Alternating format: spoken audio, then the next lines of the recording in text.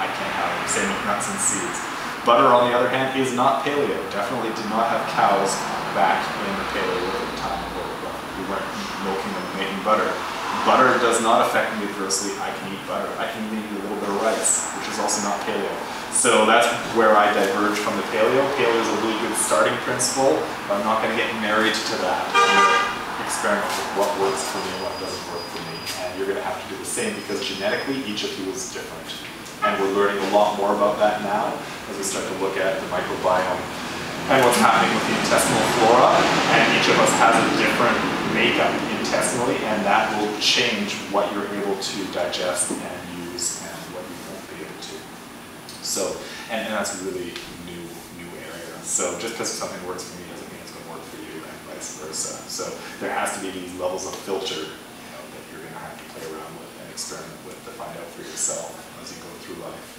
And it may change over time as well, depending on what else is going on. What happens to you when you eat seeds and nuts? I get very inflamed, my joints get very sore, I get stiff, and if I eat them long enough, I develop eczema-like condition on my skin. Oh, wow.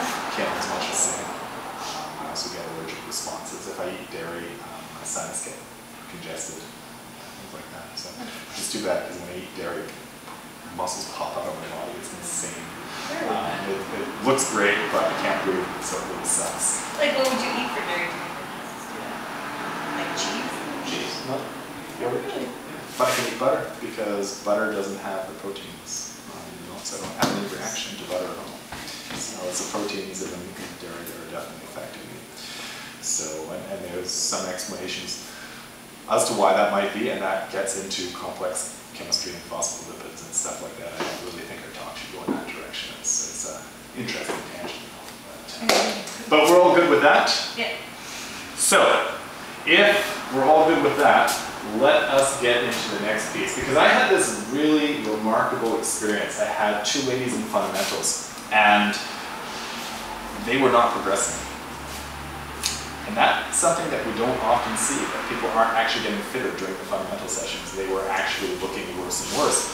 And so I said, look, are you girls eating well? Oh yeah, we eat really well.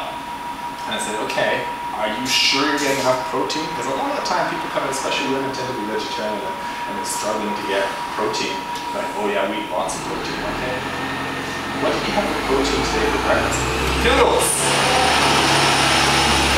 Noodles is a protein. Oh my god. So, let's start over here. Just to make sure we're all on the same page, we are going to list all the possible proteins and fats and the general categories of carbohydrates. We won't list them all because the list will go on forever. But proteins, examples of proteins. Meat. Eggs. Eggs. Yogurt. Eggs. Well, Yogurt's more carbohydrates. it's 50-50. It's kind of yes and no. So that's a great one there. I'm going to put over here yogurt and milk. Yeah, yogurt and milk are 50-50. So if you're eating yogurt and milk and thinking you're getting high protein and low carb, you're actually not. You're getting a balance between carbohydrate and protein, which only matters if we look at the rest of the makeup of your meal, because that might skew things a little bit. All right. So meat, eggs, nuts, seeds. No. Nuts and seeds. Oh, yeah. Nuts and seeds. But they're bones, right? But they have some protein. Sure. Everything has some protein. Celery has some protein. Everything has some protein. Everything has some carbohydrate. Everything has some fat. There's no food on here that is pure one thing or the other. They all have some elements of. Percentage-wise, these are mostly fat. They also have some carbs. They're pretty high carb fat, and they have a little bit of protein, but not a lot in relation to those other two things. It's really cottage cheese for protein. Cheese, yeah. Cheese is mostly the protein from milk. Any kind of cheese? Yeah, that's going to vary, right? But in general, yeah, as a generality, we can call that protein, yes. Can I put in fish? Isn't that meat? Yeah, I consider it, but sometimes people fish and shellfish. What about Soy? protein? I know soy's not really. Yeah, soy is a protein. I would not recommend it. No. It's a highly processed protein, and there's also phytoestrogens, which we can't prove cause breast cancer, but certainly are correlated with breast cancers and other kinds of problems. Anything that's going to mess around with your hormones is something you want to be concerned about. And one of the interesting things, soy, where it's actually used traditionally in places like Korea, Japan, and China, it actually goes through a natural fermentation process that destroys those phytoestrogens. And that's a natural fermentation that does not use chemicals and stuff like that. So if you were getting soy in that natural state, which you can't get here in North America, it might be a different conversation that you can't get that soy very much. What about eating like Edamame. Yeah. Great. carbs? Beans, herbs. So they're just Carbs, salt. the legumes and pulse. Sorry? So, like, Beans I don't know, lentil, for example. Yeah. Yeah. It So says they it have has higher 15 grams of protein on the can, so it's Yeah. And how many grams is count? Like 340. How much? I don't know, can is what, like 340? 340. So Something like that. 340 grams is total, and 15 grams is protein. What's the rest of it? Carbohydrate, right? Oh, So, interesting. but that's a really good illustration of that. I always hear like quinoa is a protein, but like I know. Yeah. It's So I basically, think of it as rice now. Yeah. really, essentially, if it had a face and a soul, it's a protein. If it didn't have a face and a soul, probably generally not a protein. Right? It's a really easy way of identifying protein or not protein. Face and the soul, protein. Absence of those two things, not protein. Right. Good so far? Yeah.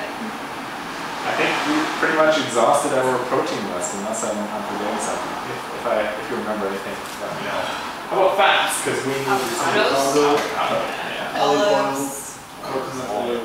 Coconut. Butter.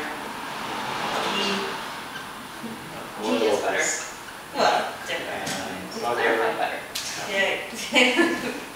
That's these others. So does it include canola oil, for example? Canola oil is a fat. Yes, it absolutely is. Safflower oil is a fat. All of those things, all of those seed oils are fats. Any oil is a fat. The problem with these is, so oils can go rancid. And so the molecular bonds get damaged and it goes rancid. And that has a major effect because rancid oils actually change your genetic expression. It actually disrupts your DNA and DNA expression. So rancid oils are incredibly dangerous. Now, how do you get oil out of an olive? Squeeze it. Squeeze it. Oh, sorry, I should ask you, what makes oils rancid? Oh, like Generally. Heat Light. and light, right? Yeah. So, when you squeeze an olive, extra virgin olive oil is cold pressed. So it has not been exposed, hopefully it's in an opaque bottle, so it hasn't been exposed to light. You don't want it in a clear bottle, ever, and you want to keep it in a cupboard or something like that. You don't want to keep it exposed to light. So, and it's been cold pressed, so it's never been exposed to heat. How do you get canola oil? No idea. Well, first you treat it with an enormously caustic chemical. So there's a chemical processing. There's also a super high cooking temperature to get any of these seed oils, flaxseed oil, any of this stuff. Grapeseed oil is the same, eh? I'm not sure about grapeseed. You have to look it up and look at what the practices are. You still need, even with grapeseed oil, you need to actually, in order to get the oil out of the grapeseed, you have to actually treat it with some sort of chemical. So you want to avoid anything that's been treated chemically and anything that's been treated with heat. That's poison to your body. It's toxic to your body. If you want, I didn't put it in, I should have put it in our sheet. Fats That Heal, Fats That Kill by Udo Erasmus, Udo's oil.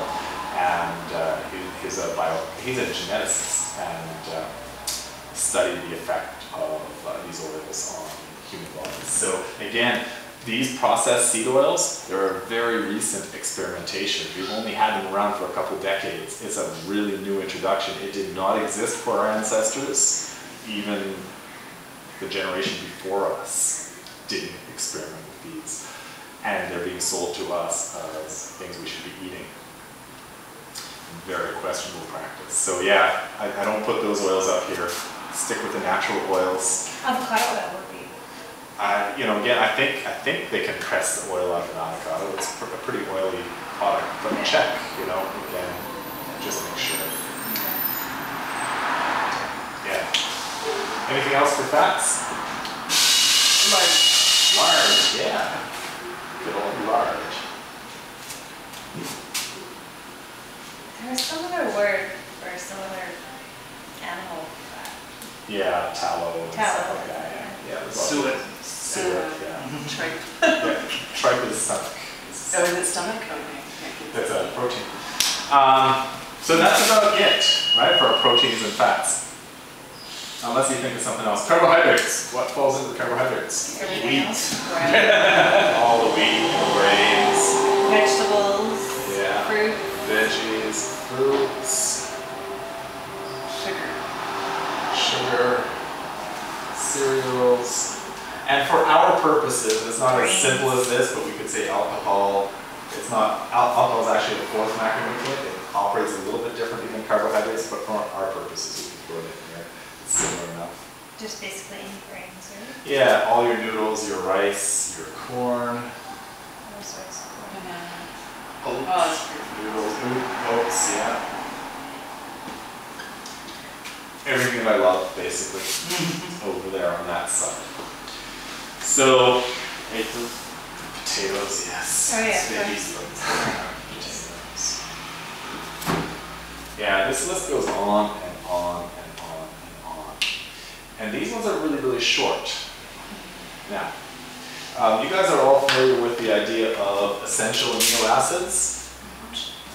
Now, I don't Better exactly practice. know what an amino acid Oh, right. is. It's been a long time since I've been vegetarian.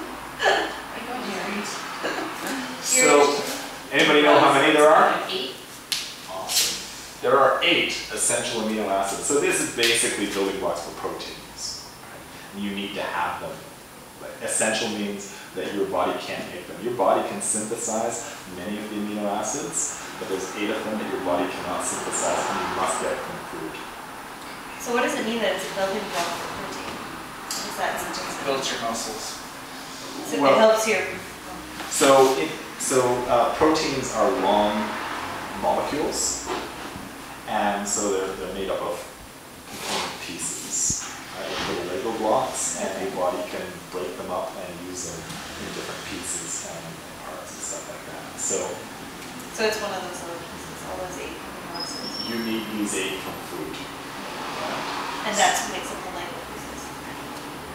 Right. And they can be moved around and used in all kinds of different things, for hormones, for enzymes, for cell structure, etc. So let's back it up, because I think it's an important question. So let me simplify. Primary function of proteins, there's actually 2 functions, right? Primary function of proteins, Rebuild muscle. structure. So not just muscle, every cell in your body. So proteins are structural.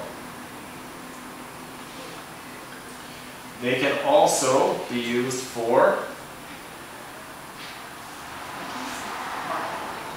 sorry? Build hormones. Yeah, that's part of the structure, yeah, they build hormones and all that kind of stuff. So they build things, they're building blocks in your body. You can also burn them Oh, for for fuel. fuel, right? So what is the primary function of fat? Storage. Repair? Sorry, Wouldn't it be the same? the fat that you're eating. Structure and fuel. Structure, and you could use it for fuel. What is the primary function of carbs? Just fuel. Just fuel. Anything else? Nothing else. There's nothing else you can do with the carbohydrates. So there are 8 essential amino acids, proteins, right? Just think proteins. I put it in the wrong spot. That should make things confusing. There are how many essential fatty acids? 2 essential fatty acids. That you can't get, that you have to get from food.